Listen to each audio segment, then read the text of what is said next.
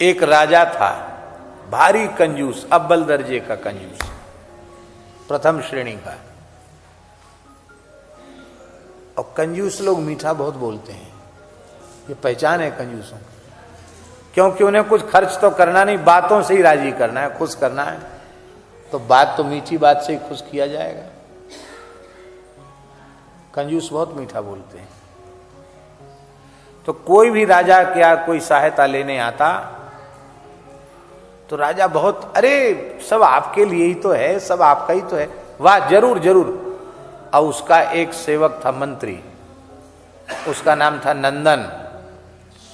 राजा कहता नंदन हजूर आज्ञा। बोले आए हैं, इनका थोड़ा समाधान करो। वो नंदन ऐसा था कि राजा से 2 कदम आगे था, इसलिए तो उसको मंत्री बना के रखा था। वो कहता आइए आइए आइए आइए आइए, एकांत में ले जाता और ऐसे ही, देखो आज बहुत व्यस्तता है, कल जरूर आना, काम तुम्हारा हुआ समझो। अरे क्या है, इतनी कम, इतने बड़े महाराज के पास इतना कम बता रहे हो, सब मिलेगा। और 2-4 बार वो आता, ऐसी टरका देता उसको। बाद में नौकरों से कह देता घुसने मत देना इस आदमी को, देना लेना 1 पैसा नहीं।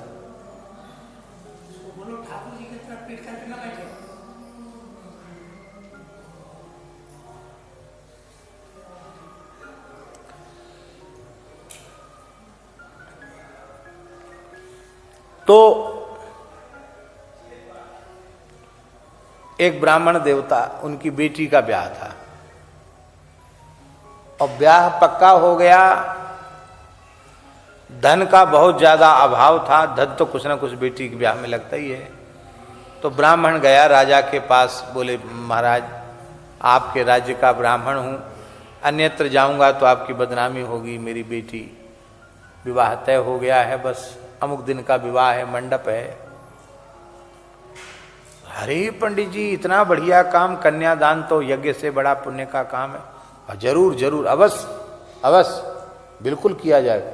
नंदन हजूर सरकार। बोले इसको थोड़ा पंडित जी का समाधान करो। बोले बिल्कुल समाधान। वो तो अब उसकी आदत ही ऐसी थी, उसने भटका दिया पंडित जी को। 2 बार 3 बार पंडित जी आए। अब बिल्कुल बारात चढ़ने का समय आ गया, कल बारात आनी है। और नंदन तो नंदन, आज पंडित जी ने कहा कि कुछ भी हो, चाहे कोई चौकीदार भी पिटाई करे, कुछ भी करे, हम तो अब भीतर घुसे चले जाएंगे। किसी की नहीं मानी। ब्राह्मण क्रोध में तिलमिलाता हुआ ब्राह्मण आया। राजा ने देखा ये तो गुस्सा में आया। कहूं पंडित जी आप लाल पीले कैसे हो रहे हो, एकदम चाहिए विप्र उर कृपा घनेरी, ब्राह्मण को तो क्षमाशील दयालु होना चाहिए, आप नाराज कैसे, लाल पीले कैसे हो रहे हो?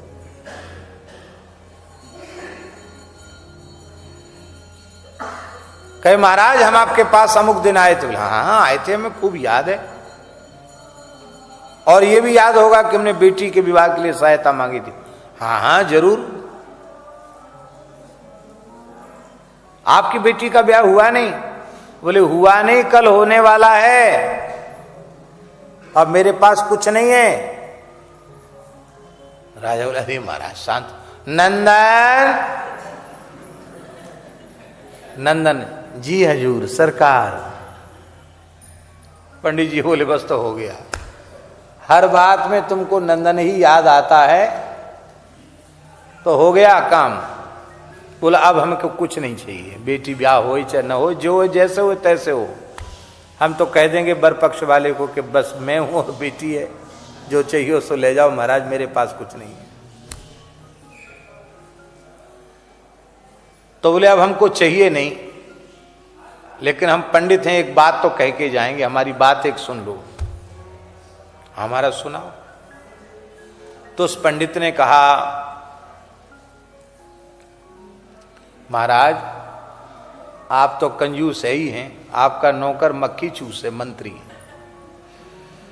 आप हर बात में नंदन का नाम पुकारते हो और नंदन कैसा है? तो पंडित जी संस्कृत के विद्वान थे, कवि भी थे। उन्होंने कहा अग्रे नकारः पश्चान्नकारः मध्ये नकारेण हतो दकारः इत्थम नकारत्रय सन्निवेशात् प्राप्ति ही कथम स्यात् खलु नंदनेन। पंडित जी ने कहा इसके नाम के आगे है ना, और नाम के पीछे भी है ना, नंदन, 2 बार ना आ गया। करोड़ों मुखों से भी भगवान के एक एक उपकार का वर्णन नहीं किया जा सकता। तब प्रश्न उठा कि जब इतनी कृपा हमने कर ही दी है और तुम कृपा का अनुसंधान करते करते हृदय से इतने कृतज्ञ भी हो रहे हो कि एक मुख की चले क्या करोड़ों मुखों से, करोड़ों जिह्वाओं से भी मेरी कृपा करुणा का वर्णन नहीं कर सकते हो, तो फिर तो मौज लो। बोले महाराज हम लोभी हैं, लालची हैं, जिम प्रति लाभ लोभ अधिकाई। आपने इतनी कृपा दे दी है कि हमको लोभ और बढ़ गया कृपा का, तो तदपि नाथ कछु और मांगियो, इसलिए हे नाथ ऐसी कृपा करो कि हमको और दे दीजिए। भगवान ने कहा इधर तो कह रहे थे कि करोड़ों मुखों से वर्णन नहीं कर सकते, फिर कहते और दे दीजिए, तो अब किस मुंह से मांग रहे हो? अरे हम 2 पैसा के लायक नहीं थे और आपने हमको इतना दे दिया कि हम भिखारी थे, हमको दाता बना दिया। फिर तो कम से कम हमको आपसे मांगना छोड़ना चाहिए, बाबा और दे दो। क्यों दे दो? और तुलसीदास जी कहते हैं दीजिए, आपने इतना दिया है तो और दीजिए। क्यों दीजिए? बोले परम उदार, आप परम उदार हो।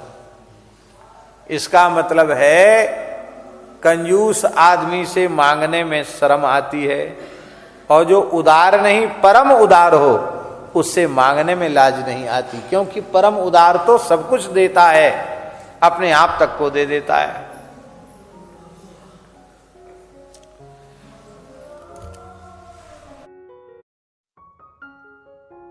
तो हमने ये कथाएं सुनी स्वराज द्वारा। बहुत ही सुंदर तरीके से इन कथाओं का वर्णन उन्होंने किया है। उम्मीद है आपको ये कथाएं बहुत पसंद आई होंगी। अगर आपको ये कथाएं पसंद आई हैं तो चैनल को सब्सक्राइब कीजिए, वीडियो को लाइक और शेयर कीजिए, ताकि इस तरह की प्रेरक और हास्य कथाएं हम आपके लिए लेकर आते रहें। आपका बहुत बहुत धन्यवाद।